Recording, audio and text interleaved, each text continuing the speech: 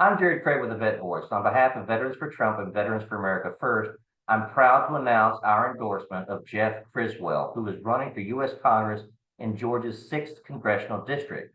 So thanks for coming on the show. I want you to talk to your voters in District 6 a little bit about who you are, what got you into politics, and why you're running in this race.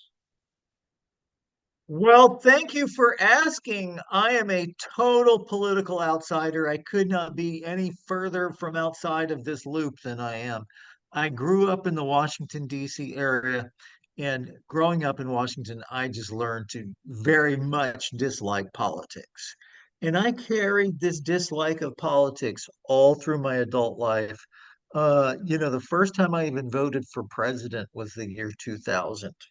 So I've always been put off by politics. It's only been in the last 4 or 5 years where I feel like God has pushed me sort of into this realm because I feel like, I want to make a difference. I guess I'm at that point in life where I want to make a difference. And having tried other things in my life and through other venues, I'm shooting for politics because I do think you can make a difference and do good and do the right thing and help this country survive. So that's really my story. Like I say, I just have never been involved in politics, but right now I'm liking it. It's kind of a grind. This campaigning is a grind, but I do enjoy it. Well, a lot of us are jumping off the sidelines, myself included, who was not active in politics, but became very active in politics, even if we were watching from the sidelines, because we're seeing our country destroyed with the current administration and seeing so many of the things that we hold near and dear as characteristics of an American society leaving and being shunned at the expense of illegal aliens, at the expense of DEI and all these other woke concepts that those of us that have worked in private industry or had businesses ourselves see that the government is against us. It's not red versus blue, it's them versus you. And I think that you're right to step off the sidelines because we need people like you to step in from a fresh perspective and to speak to the voters That's with it. common sense. That's totally it. I mean, yeah. And it's not just, a line. It's just not like a sales line. That's legitimately, who I am and what I'm doing. Well, a lot of the luxury of the America First agenda is that it is common sense. It's hard to be wrong when you state the obvious, but when we have a smokescreen in front of what seems to be so obvious, many people are being distracted. So, Jeff, when you get to DC and you're in the halls of the House of Representatives, what is your game plan? What is your platform? What's your most important thing? What are you going to do when you get there? Well, I tell everybody, I'm going to tell you, my real agenda in life is the Lord. I mean, I'm a Christian. Uh, He is everything and everything, anything, everything to me. I eat, drink, and sleep Jesus. So that's really my thing about, anything. If I drive out to the grocery store, if I go to Congress, I want to represent Jesus. That's my number one thing. Now, as far as like the issues are concerned, I mean, everybody knows immigration is a freaking disaster. How can they possibly have done this to us for 3 years? I tell people I have a sense of being raped with these images of these people just flooding over the border. And then at the same time, the Democrats looking us in the eye and pretending that it was not happening. Right. Okay. And that is so offensive. It was so incredibly offensive what they've done.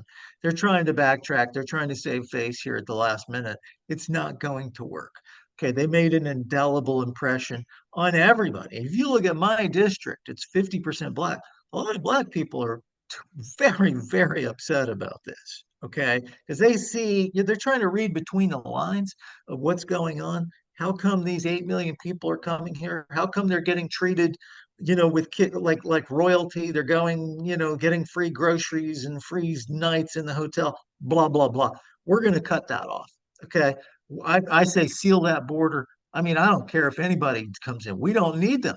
I do not believe this story that I need these people.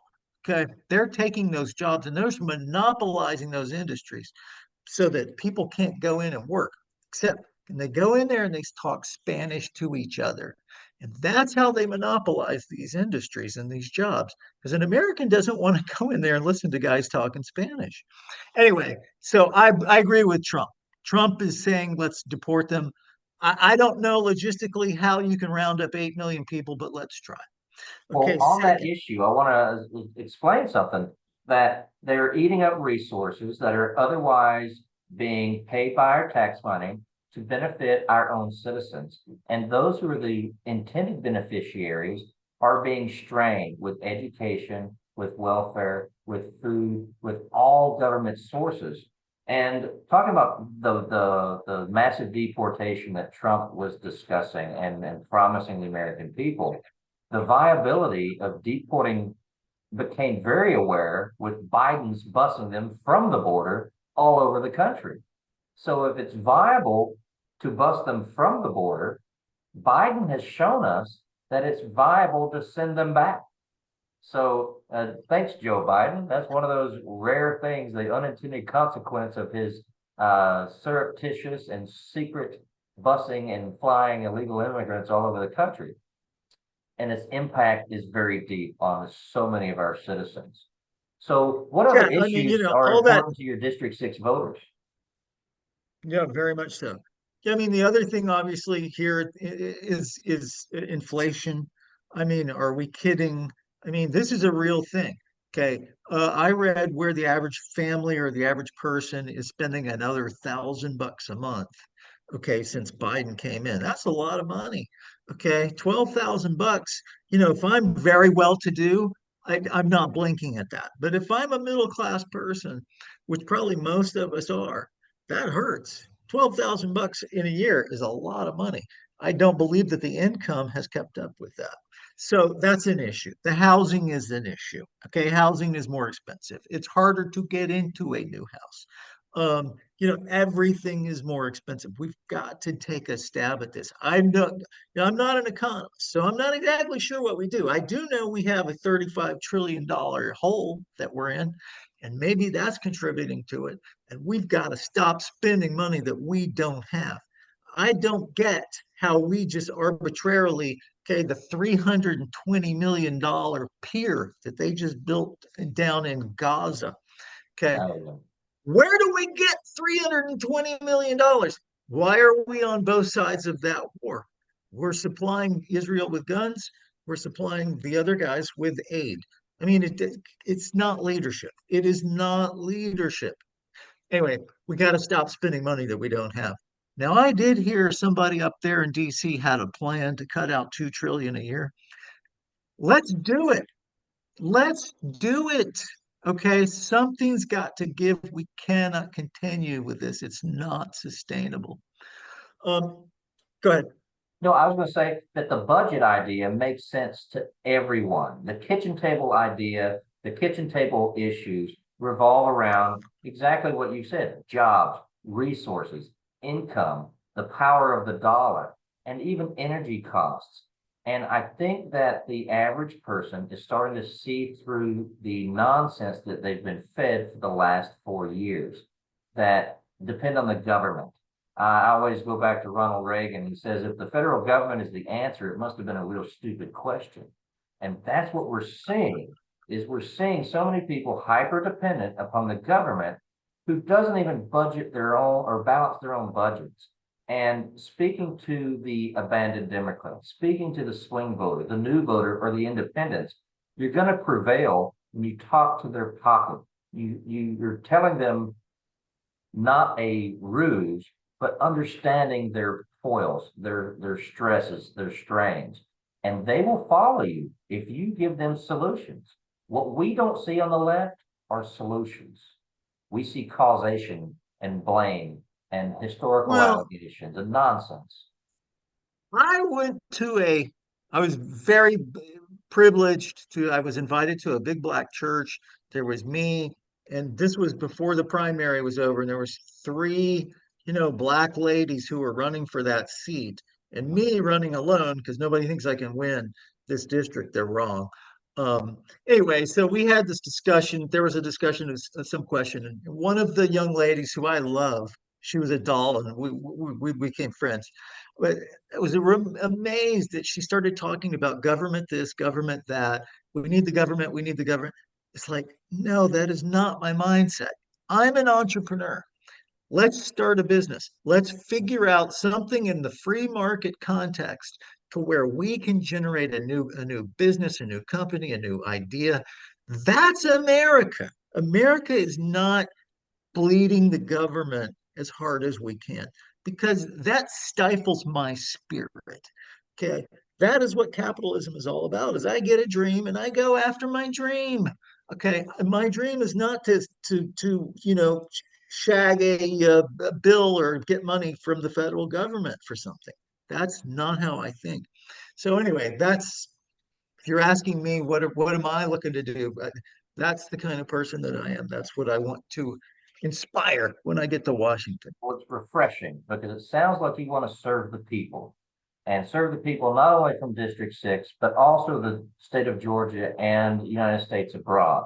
So if voters wanted to find out more about Jeff Criswell and to find out more about your campaign, your policies, to volunteer or even make donations, where would they go? JeffCriswell.com. JeffCriswell.com. Absolutely. Go check it out. Check out the platform. By the way, we were recently notified by the Library of Congress that they were going to make a record of our website because it's really well done. And so absolutely positively get over there. And by all means, if you want to pitch in and help us with a donation, we would not say no to that. Campaigns cost money, yard signs cost money, texting cost, it all costs money. We need your help. So if you can help us out and pitch in, yeah, we definitely love you for that. This is a year where you're going to see a lot of defection from Biden, who is a walking, talking vegetable. He is not a thinking, sentient human being. Everybody knows it. So we're going to see a very large departure from Biden to Trump. And I believe that when they do that, they're going to vote down ballot and they're going to go with me as well. And I think it's going to happen in a very, very large way. Well, I want every voter that wants to save our nation, that has America First agenda at the top of their priority. I want you to get out November 5th and vote. And if you haven't voted early, make sure you get out on November 5th and have your vote count. If you're in District 6, vote Jeff Criswell.